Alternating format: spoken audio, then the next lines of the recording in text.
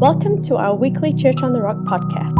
For more information, visit us at churchak.org, download our Church on the Rock AK app, or like us on our Facebook page. Thank you for listening, and we hope you enjoy our weekly podcast.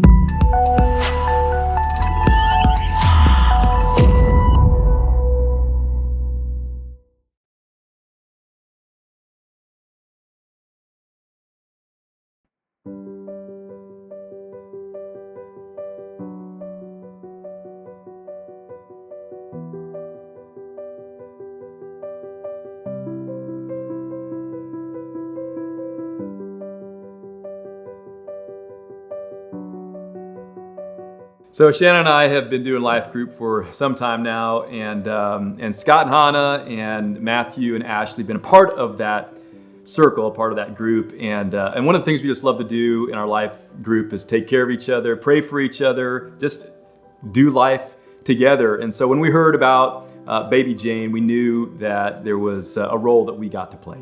Yeah. Part of the value of the life group is sharing needs, and knowing that Hannah and Scott were going to have a baby. We were able to gather together as a group and get meals and diapers and other things together. And in addition to that, we were also able to, each of those people have connections, and we were able to draw other people into the circles of support as well. And so it became something that we were able to do as a community for them. And then as Ashley and Matthew took baby Jane, we were also able to support them with childcare, other things as needed. And it was just a real community effort.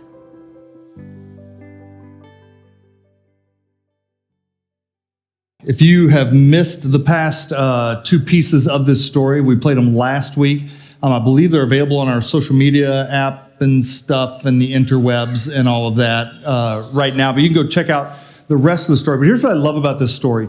You've now seen three couples involved in the life of one baby, right? A little girl who needed an emergency placement.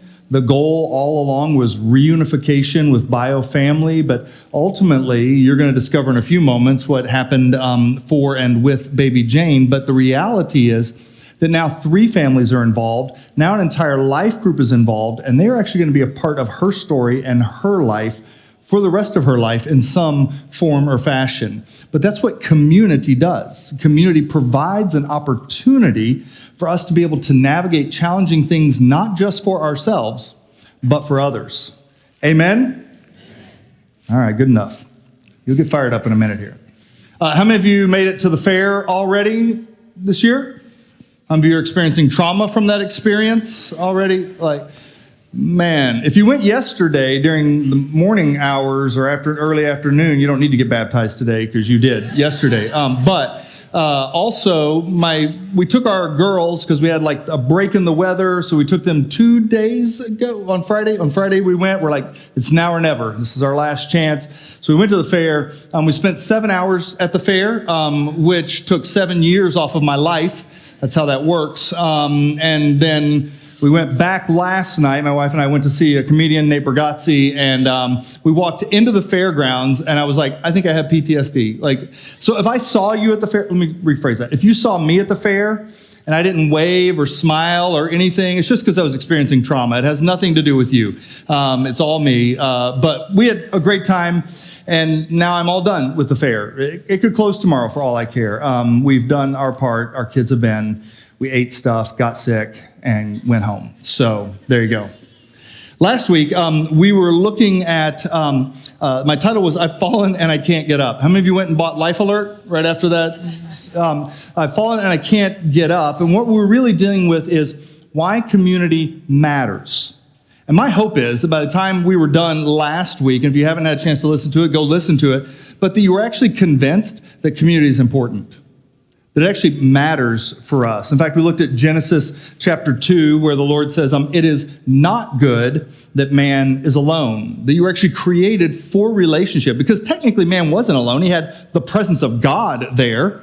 And yet God says, no, it's fundamentally not good for you to not have other human relationships. And so from the very beginning of the story, God is acknowledging, identifying that you and I were created for relationship, created for community.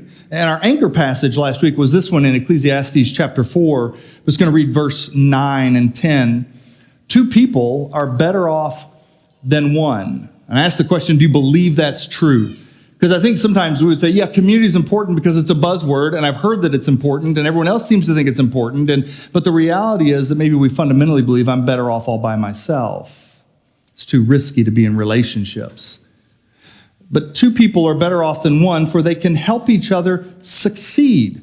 And if one person falls, the other can reach out and help. But someone who falls alone is in real trouble. And I ask the question, is there anyone near enough that when you're in real trouble, they can help you back to your feet? Have you let anyone in that proximity? So last week we dealt with why community matters. And this week I'm going to make an assumption that you actually believe community does matter. And we're going to deal with how community happens. Because it doesn't just happen by chance.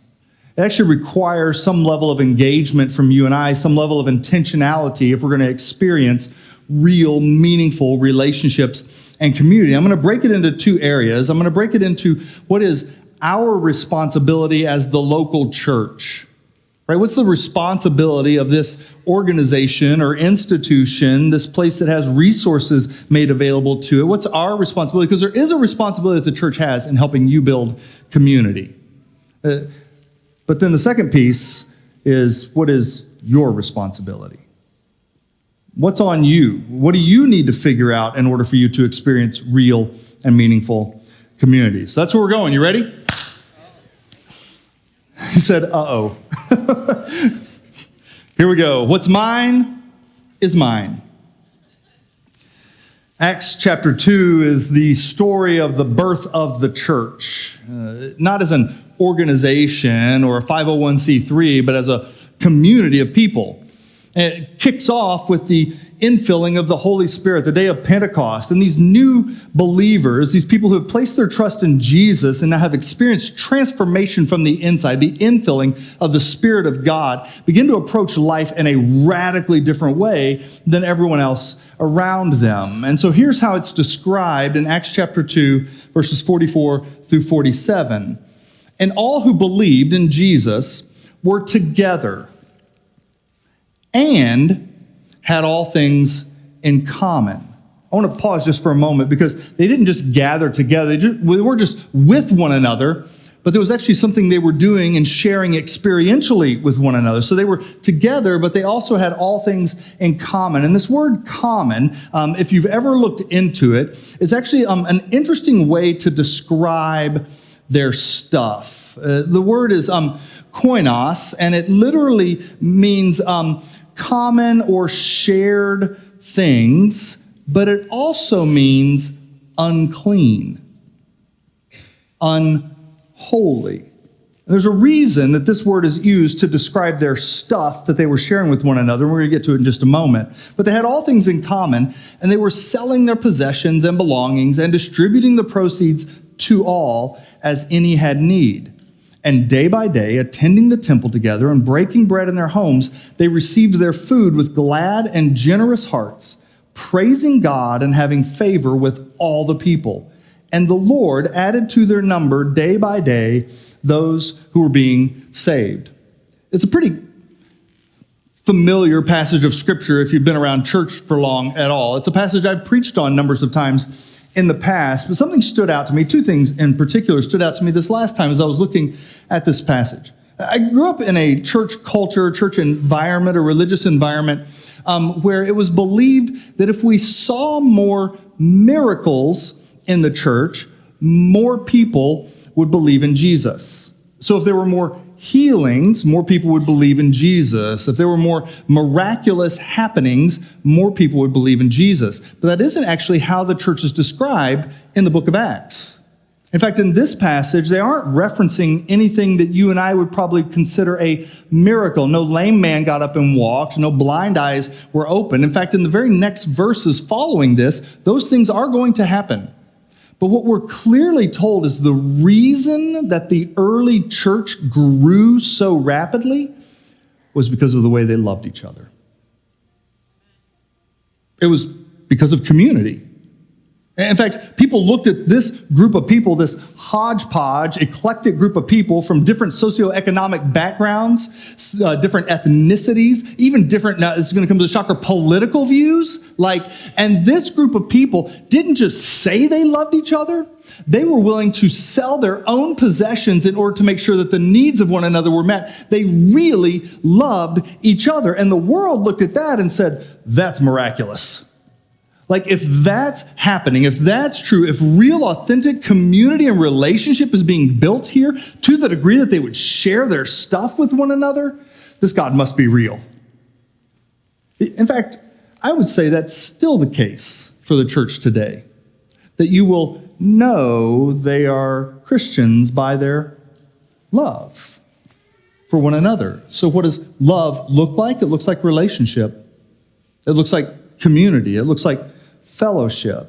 Now, the other thing that had stood out to me is they use this word common. They had all things in common. And the word can mean shared by all, but it also means not set apart. And here's why that matters. Because in their day, there was this religious idea that if I took my stuff and I dedicated it to the Lord, I couldn't share it with you. In fact, in Mark chapter 7, Jesus addresses this with the religious leaders. Listen to what he says. Then Jesus said, "You skillfully sidestep God's law in order to hold on to your own tradition. For instance, Moses gave you this law from God: honor your father and mother, and anyone who speaks disrespectfully of father or mother must be put to death." How many parents would still like... No, I'm just kidding. But you say it's all right for people to say to their parents, "Sorry, I can't help you, for I have vowed to give to God what I would have given to you." This was a religious practice known as Korban. I could dedicate these things to the Lord, but once I dedicated them to the Lord, they belong to the Lord. And now I can't just decide to do whatever I want with them, but it was actually a way of withholding my stuff from being available to give away to you. And so I was going to dedicate my stuff to the Lord, and then I didn't have to give it away to you. He says, you've created these religious loopholes around the more obvious command to honor your father and mother. He says, in this way, you let them disregard their needy parents, and so you cancel the word of God in order to hand down your own traditions, and this is only one example among many others.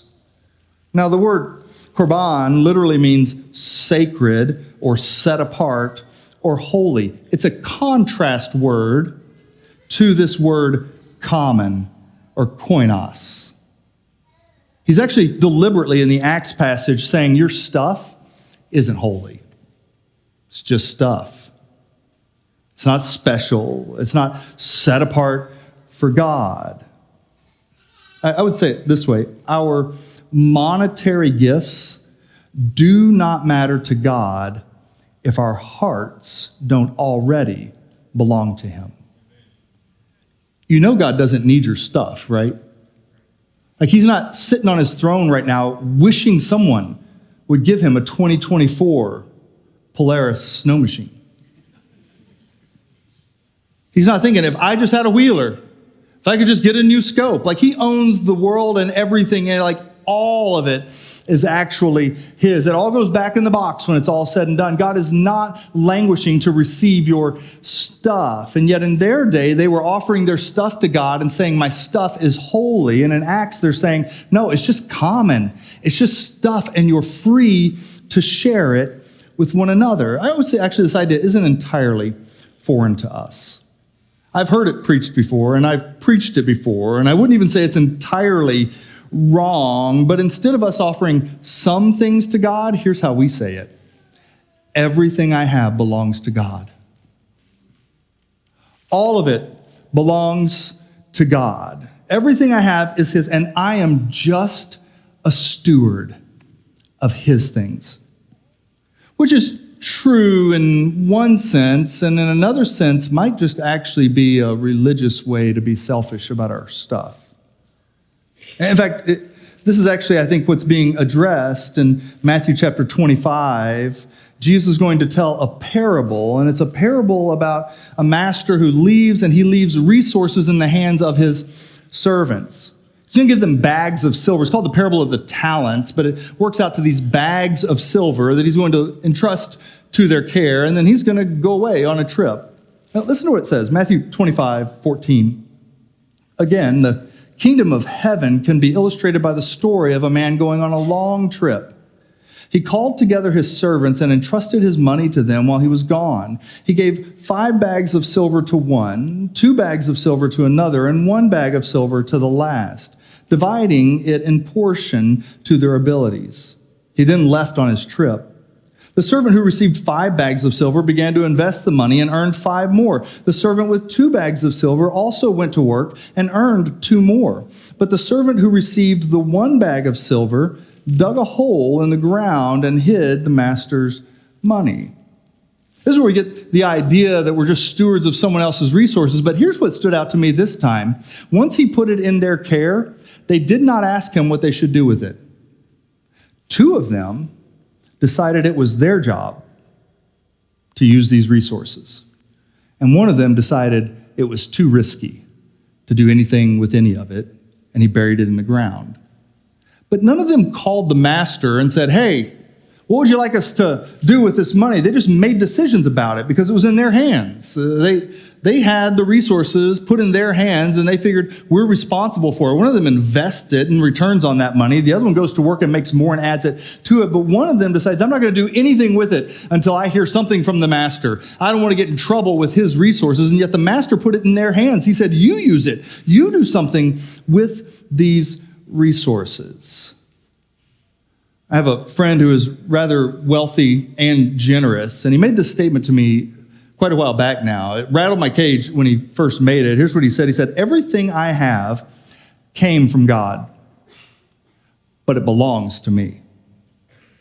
Everything I have came from God, but it belongs to me. And the question is, what will I do with it? If you live under a religious system, you believe God has already told you what you have to do with all of it. And it may not be coming from your heart at all. And God actually isn't interested in that. What he's actually always been interested in is your heart. And our ability to say, this is just stuff. And it's in my hands. And I'm the one actually who is responsible to do something with it. My wife and I have been talking recently about what we want to do for support for certain missionaries. And I'll just tell you, she's more generous than I am. She's like, how much do you think we should give to this couple? And I'm like, I don't know, $3 a month? Like, just kidding. I did not say $3. You did not even laugh at that, which concerns me deeply. Like, oh, it seems fair. Anyways, I like throwing them out. She's like, oh, that doesn't seem like very much. I'm like, well, there's other people that we want to support too. I don't actually have anyone else in mind. I'm just like, we should hold on to some of our resources, right? But she's like, no, if it's in our hands, like, why don't we be generous with it? Why don't we just give it away? Here's my point, that sometimes we can be super spiritual about our selfishness. Oh, this is God's stuff. I need to go ask him what I should do with it. But there's a need right in front of me right now, and I have the freedom to meet that need. I have the wisdom to meet that need. I have the liberty to just go and meet the need. The stuff's been put in my hands, and it's what the early church did. It was just stuff. It was common. It wasn't holy in and of itself, but how they managed it, how they used it, it could accomplish something holy. Now, our stuff might not be sacred, but people sure are. Which brings me to eat up. Glad the 10 o'clock service, the 12 o'clock service would be like, oh, okay, I'm out of here. I'm hungry. But you've already eaten. You're fine. Eat up. In Acts chapter 10, a man named Peter, who is one of the fathers of the early church, but Peter is also a really good Jew. And the Jews have a bunch of rules about who they can hang out with and who they can't hang out with because, listen closely, there are clean people and there are unclean people. There are holy people and there are not so holy people. Right? I'm not pointing to this side for any particular reason. I just want you guys to, oh, never mind. Yeah, I am. Oh, no, it's okay. So he's got this really strong sense of who he should hang out with and who he shouldn't hang out with, but he's been entrusted with the greatest message to ever grace the face of the planet. And so he's up on a rooftop, and he's having a dream around lunchtime, which you have food dreams around lunchtime. And so he's having a dream around lunchtime, and in the dream, the sheet is lowered down from heaven, and on the sheet are all the things that the Jewish people are not supposed to eat, all the things that Alaskans are free to eat, like crab and halibut and like all of that. It's all coming down on the sheet. And there's this voice that says to him, Peter, rise up and eat. And Peter's like, I would never, ever, would I ever. In fact, here's what it says. Acts chapter 10, verse 13. And there came a voice to him, rise, Peter, kill and eat. I love that he included kill in there, don't you? Like, it's not pre-prepared. He's like, go hunting. I'm just saying, Kitchery. No, it's in the Bible. Okay, rise, kill and eat. But Peter said, by no means, Lord, for I have never eaten anything that is, here's the word, common or unclean. And the voice came again to him, and a second time, what God has made clean, don't you dare call common. And Peter understands the dream immediately. He has withheld relationship from those outside of the Jewish community. He has not engaged in fellowship, koinonia, with them. He's actually withheld that from them. And by the way, it's been withheld from him also. And he realizes in this moment that God is saying, listen, I'm not talking about the food that you eat. I'm talking about people. Don't you dare call common what God has called holy. Your stuff might not be sacred, but people are, and relationship is. I've thought about this a lot over the course of this week. I've thought, what relationships have we been avoiding that we actually could have been enjoying? There are lots of reasons that we do. Some of them are not great reasons, like judgmentalism. Some of them are just fear of rejection, but they've kept us from community, from relationship, from fellowship that we were created for. And maybe the Lord is just saying to us now, rise up, enjoy. Step into those relationships. Which leads me to ask, if we were created for community, then why does it seem so hard to build community? I'm so glad you asked that question.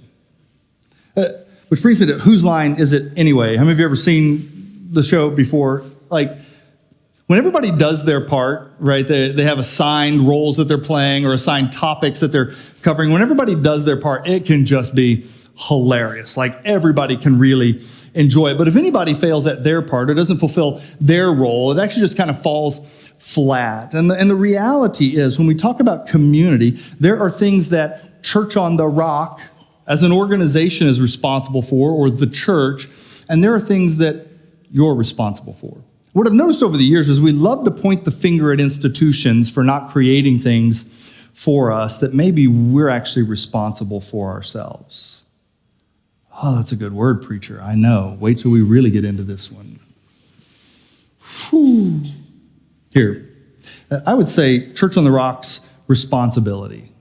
Because there are resources that people entrust into our care to accomplish certain things. And you should expect that certain things are accomplished because you've entrusted resources to our care. We've employed staff in order to meet certain needs. And by the way, I would also say if you aren't entrusting any resources to our care, you shouldn't expect anything. Like, there's no stocks that I never invested in that I'm angry that they plummeted, because I didn't invest anything in them. But now, I'll say this. If you went to men's conferences last year, we gave you these t-shirts. I don't know if you can read what that says. It used to say uncommon. Now it just says un. Because after you wash it once, common disappears, and now we all went to the unconference. Like, a bunch of guys were super disappointed in the shirts that they paid for. They gave me this one for free, so I didn't care. Like, I didn't invest anything in it. I didn't expect a whole lot from it. I'm disappointed for them a little bit. But the reality is that when you make investment in something, you should expect some things. Here's what I think the church is responsible for. I actually think the church as an institution or an organization is actually responsible to meet the needs in our community with those resources, to meet the needs in our body with those resources. I think we're actually responsible to meet the needs of those who are serving in vocational ministry in our church. I think we're responsible to support the preaching of the gospel around the world and right here with those resources. I also believe we're responsible to create, listen closely, opportunities for spiritual growth and community. But that's actually all we can do when it comes to community. Because at the end of the day, what's actually your responsibility is to engage in community. It's actually your responsibility to step into community. And the truth is, the church as an organization will never do it all perfectly. In fact, they may do it poorly quite often. We may do it poorly quite often. And here's the kicker. The church could actually do it all right, and you could still choose not to experience relationship and community. We do it all the time. And the church could get it all wrong, and you could still experience relationship and community because you chose it, because you stepped into it. It's actually your responsibility to develop community, to experience community, to step into those relationships, which can be a real challenge. I think for many of us, we think about it in terms of there are too many barriers to us experiencing community, which brings me to cattle guards and locked gates. I grew up on a farm in Oklahoma, and we had gates that we would lock and close to keep cattle in certain pastures, that sort of thing. But there's also another tool that you employ on a farm. If you've ever been on a farm, you'll know about this. They're called cattle guards. And it's not a gate, it's actually a grate on the ground. It's these bars that run across the ground, and they've got gaps in between them. And the cows, for whatever reason, are terrified to try and cross them. Probably because they believe their hoof is going to get stuck in there and it's going to get broken or whatever, which can happen. But what I've known for a long, long time, because I've seen cows do this, I've seen them jump barbed wire fences. They could jump over that cattle guard. But it's enough of a barrier in their mind that they won't. I think we actually often think about these sorts of things in our lives that keep us from community. We think about them as barriers instead of gaps, instead of something that we could actually build a bridge across. Well, this is what's keeping me from community. And you have to pause and ask yourself the question, is that just a cattle guard, or is that actually a gate that has been locked? Is that a barrier, or is it something I could actually build a bridge across, that I could step into relationship? So what is it that's stopping you and me from individually and as a family stepping into community, building bridges into those relationships? I want to identify 5 things in the next couple of minutes here. 5 things that I think actually cause us to avoid community. Are you ready? Good. My wife is ready. What about this section? Are you ready? This section, are you ready? 4. Okay, this section, are you ready? This. Man. Okay, I'm going to need to bring some Pentecostal back here. 5 reasons why we avoid community. Here's the first one. I'm not sure what they're really like. Right, that sense of uncertainty here. I just want to solve this for you right now. They're weird. We live in Alaska. Everyone's weird. There's going to be people in that group that are like, whoa, I don't know what I think about them. They will feel that way about you too. Get over it. Like that fear that I don't know what they're like. You'll only find out if you engage. It doesn't mean you have to be a part of every group. There are places you maybe fit better and places that you don't. Like if you're in high school, I would encourage you not to try and attend my parents' seniors group. It isn't seniors in high school. It's seniors in life. Like, Life Alert? Okay, but pick a group and then just engage. You'll find out what they're like. And honestly, not trying anything new because you don't know what it's like, that is not how you want to live your life. The second reason that I hear often is this: it's just too much work. Yes, relationships are a lot of work. So is paying your bills, but you should still do it. So is your physical health, but you should still engage. So is your spiritual health. So is parenting, right? Like, there's lots of hard things in life, and to say it's too much work, listen, I totally get it.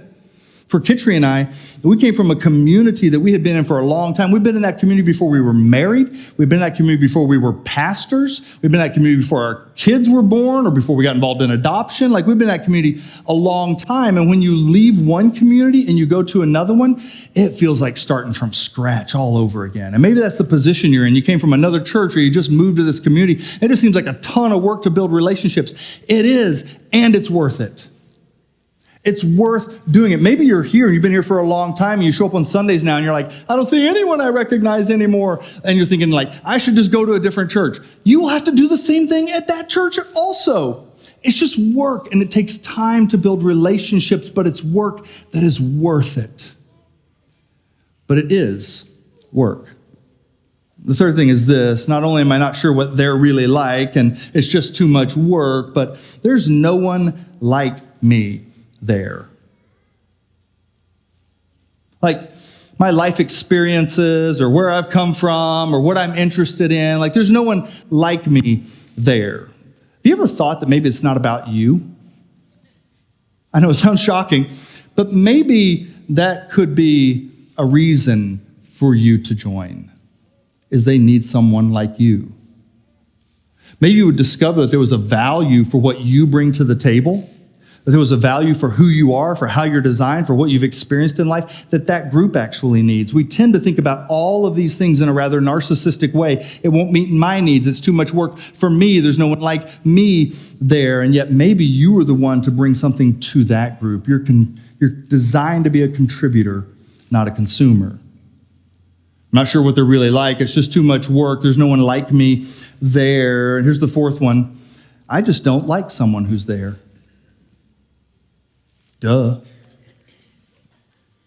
They also probably don't like you. It's life. Like, everywhere you go, at some point, your relationships will have tension and friction in them. And if you don't learn how to work past those things, how to value one another, even in spite of those things, you will never engage in relationships, because every relationship at some point will fail you. I have a group of guys I was supposed to go moose hunting with. I won't name them. They may be in this room. They may not be in this room. They might even be on this side, but they can't go now. I just discovered that. And I'm like, I thought I had friends this whole time. If I let that be a deal breaker in our relationship, every relationship I have will fall apart eventually. I will self-sabotage it.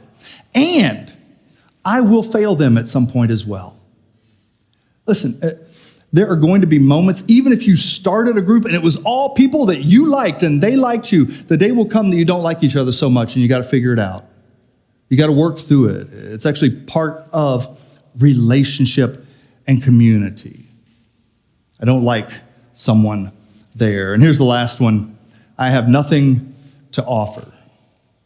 Which sounds really humble on the surface, but you actually aren't the one who gets to decide that. They're the ones who get to experience relationship with you and determine the value that you bring to the group. It's amazing to me. It happened to me this past week. Someone I had never had a conversation with before. They've been part of one of our campuses for many, many years. I know their wife because she serves at one of our thrift stores, but I didn't know them at all. And we were dealing with some coins and whatnot that we needed to figure out what to do with that had been donated. And somebody told me this person is the leading expert, not in the valley, in the world on this topic. So they contacted me. We sat down, we're meeting. We start talking about coins. I've never been a coin nerd. Like, when I was a kid, I was like, ooh, this is an old penny. It must be worth something. What I've discovered is it could be worth $1 million. Like, this person just downloaded all their knowledge to me. And then I'm thinking about my daughter, because my daughter is a coin hound. Like, she saves all these coins. So they're all strewn around our house right now after this conversation that I had. And this person who probably thought they had nothing to offer to me on a really personal level had something to offer me.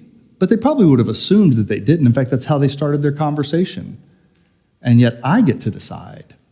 Actually, I really enjoyed this relationship. I really enjoyed this conversation. And now I know that we're multimillionaires. It's not true. But I did find a coin that was worth $55. It's a $55 piece. No, I'm just kidding. All right. I'm not sure what they're really like. It's just too much work. There's no one like me there. I don't like someone there, and I have nothing to offer. Now, here's what I want you to imagine. Imagine if Jesus had employed any of those excuses and said, I'm not going to go down to those people. I'm not going to engage with them. They're going to reject me at some point. There's no one like me there, which is so true in Jesus' case, right? I don't like someone there. That might be true. I mean, I know he's Jesus and all, but people are hard to live with. They're like, what if Jesus had said, I don't want to engage. It's not worth it. It's too much work. It's going to cost me too much. And yet he does the opposite of that. And he doesn't just do the opposite of that in coming into the world. If you've experienced salvation, relationship with Jesus, you know that he does that on a regular basis for you and I. He knows everything about me. He knows all of my failures. He knows all of my fears. He would have 10,000 reasons not to like Jonathan Walker, and yet he shows me grace over and over again. He shows me mercy over and over again. He shows me tenderness over and over again. He disciplines me over and over again, but he never abandons the relationship. And when you've experienced that, and this has been my own experience, when you experience the goodness of Jesus, it becomes easier and easier to love other people. Whenever someone fails me or they speak bad about me or they post something on social media or whatever it is, like my default tends to be, after I rage for about 3 minutes in my head, my default tends to be like, man, Jesus has been so kind to me. Like, why would I? How could I hold anything against them? It's a pathway to community and relationship, and it actually comes through understanding what you've been given in relationship by Jesus. All right, brings me to the last piece here, Lego Batman. How many of you have seen the Lego Batman movie, 2017? Really, that's it? I thought you were, okay, good. How many adults have seen the Lego Batman? Good. Epic. Like, it is not a kid's movie. I don't actually know that I've seen the whole movie through, but my girls love watching it in the back of the vehicle while we're driving. And it is hilarious. Like, it is so well done. It's an adult movie. Like, it is so funny. But I discovered here not too long ago, the reason why it strikes me as so funny is because, and this happened yesterday as we were driving. It's playing, or 2 days ago. As it's playing, I'm just cracking up, and I catch out of the corner of my eye my wife looking at me, and she's looking at me with that knowing look, like, you think this is so funny because you're him. And I was like, no, woman. I get thee behind. Like, but she's right. In fact, as I've been watching it, it's really about Alfred and even the Joker, like everyone trying to convince Batman that he's a loner and it's not healthy. He needs relationships, right? His family was all killed, and so he needs to be, but he doesn't need anybody because he's Batman, right? And so he doesn't want anyone, he doesn't need anyone, and so they're just like, and I thought, 2 days ago, I was like, this is a leadership film. Like, every pastor needs to watch this film and take notes about it. I called it a film. It's a cartoon. Anyways, but like, it's so good. It's so good. You have to watch it. But there's a particular scene where Alfred, the butler, in Batman Lego movie, it's spelled with 2 T's, but he comes up to him from behind, and he's looking at a wall that's all the pictures of his family, right? His parents have been killed, and he's just kind of standing there with his bathrobe, but his mask also on, and he's just looking at it, and Alfred comes in, he surprises him, Batman punches him, like, sorry, my reflexes are so fast, and but Alfred notices that something's been going on with Batman. He's been longing for something, and so he tries to bring it up, because he's the closest, right, to Batman.